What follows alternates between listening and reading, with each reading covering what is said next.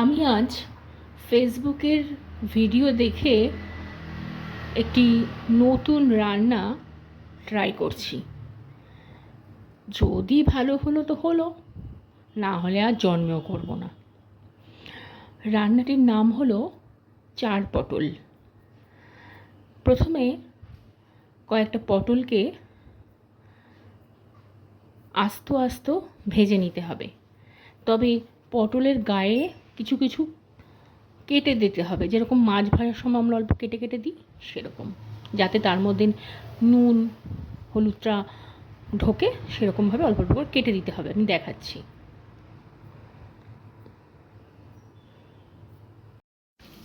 পটলগুলোকে ভালো করে নুন হলুদ মাখিয়ে কিছুক্ষণের জন্য রেখে দিয়েছিলাম।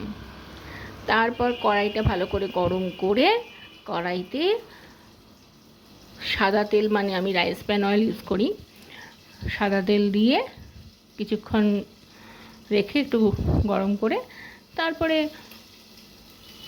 নুন হলুদ মাখানো পটলগুলো ছেড়ে দিয়েছি। এপিট ওপিট করে ভালো করে ভাজা হবে।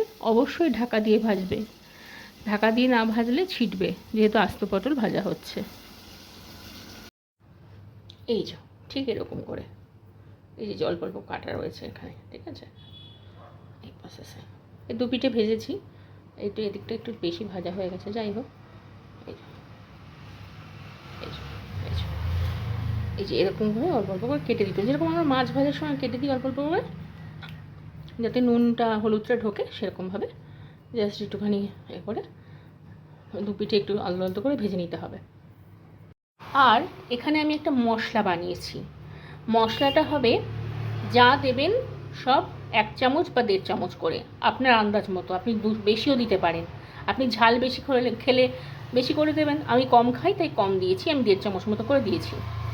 1.5 চামচ লাল লঙ্কার গুঁড়ো দিয়েছি, 1.5 চামচ জিরে গুঁড়ো দিয়েছি, 1.5 চামচ হলুদ গুঁড়ো দিয়েছি, 1.5 চামচ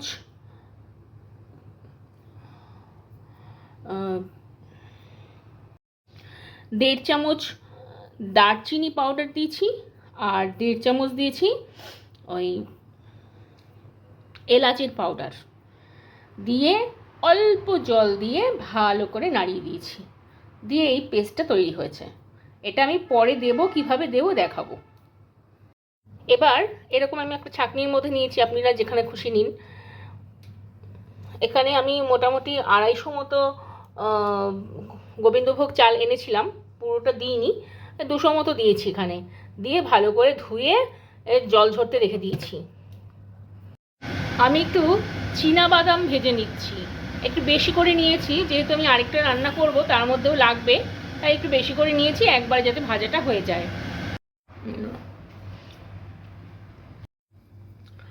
এবার আমি এই যে সাদা তেলটা দিয়ে ভেজেছিলাম পটলটা, সেই তেলের মধ্যে যে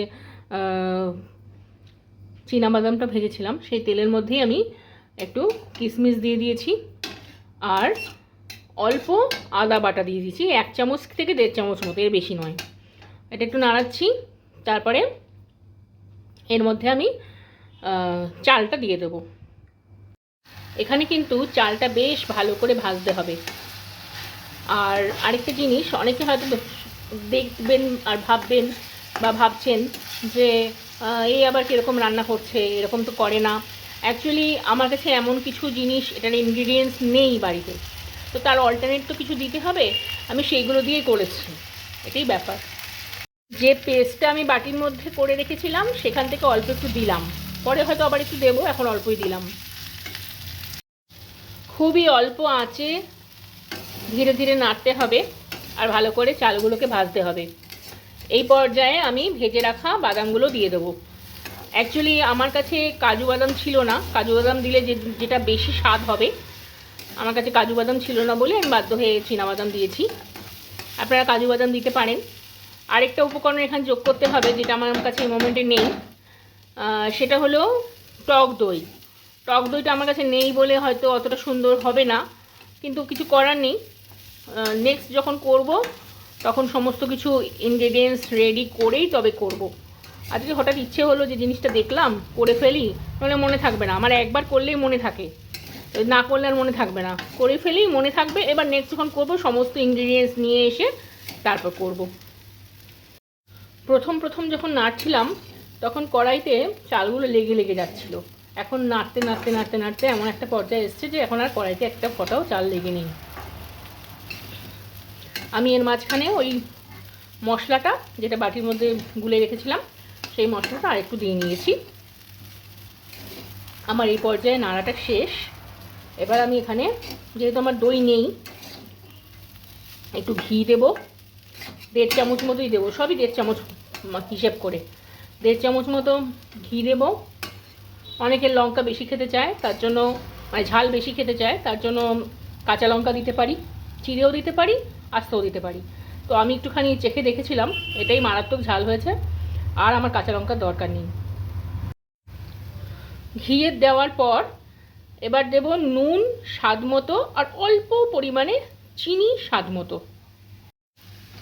এখন দিয়ে দিলাম অল্প কয়েকটা আস্ত এলাচ, একটাই তেজপাতা ছিঁড়ে, আর একটা ছোট দারচিনি ভেঙে 2 টুকরো করে।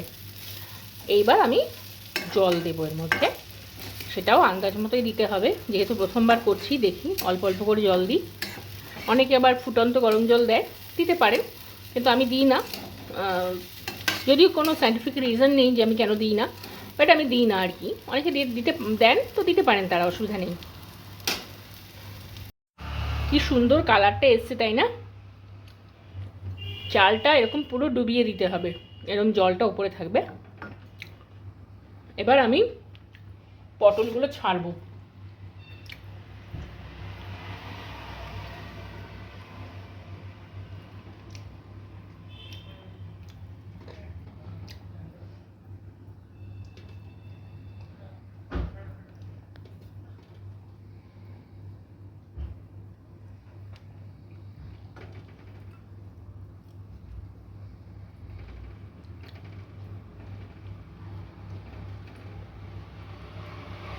থাকবে এরকম এগুলো। চালটা ফুটে উঠবে, বলক উঠবে, যখন ফুটে উঠবে তখন আরেকবার দেখতে হবে নাড়িয়ে চাড়িয়ে। এখন আমি ঢাকা দিয়ে দেবো। আমার বর আবার ঝাল খুব খায়, সেই জন্য আরও 4টে কাঁচা লঙ্কা দিয়ে দিলাম, এমনি আস্ত, চিড়ে দিইনি। তবে আপনি আরও ঝাল বেশি খেলে আরও চিড়ে চিড়ে দিতে পারেন। অবশ্যই এবার আঁচটা বাড়িয়ে দিতে হবে, এরকমভাবে ফুটবে, মাঝে মাঝে অল্প অল্প করে নাড়িয়ে দেবেন।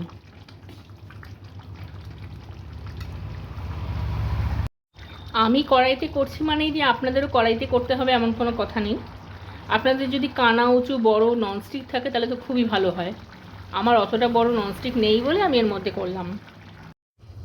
গোবিন্দভোগ চালের গন্ধ সাথে কার্ডামন সিডসের গন্ধ ব্যাপক লাগছে। আমি তো প্রথমে ভেবেছিলাম এত ঝক্কির রান্না পারবো তো, হয়তো পারবোই না, ঠিকমতো হবেই না, কিন্তু এখন হয়ে যাওয়ার পর তো দারুণ লাগছে, খেতেও দারুণ হয়েছে, খুব সুন্দর গন্ধ হয়েছে। যাক, তাহলে পারলাম। অনেক ইনগ্রিডিয়েন্টস আমার কাছে ছিল না, তা সত্ত্বেও অল্টারনেট ইনগ্রিডিয়েন্টস দিয়ে আমি করতে পারলাম। জাস্ট ভালোই হয়েছে দেখতে। আবার নামিয়ে ফেলবো। চাল পটল, বাহ কি সুন্দর রান্নার নাম, চাল পটল। এটা একটা সম্পূর্ণ নিরামিষ রান্না, সোমবার, বৃহস্পতিবার বা শনিবারের জন্য পারফেক্ট।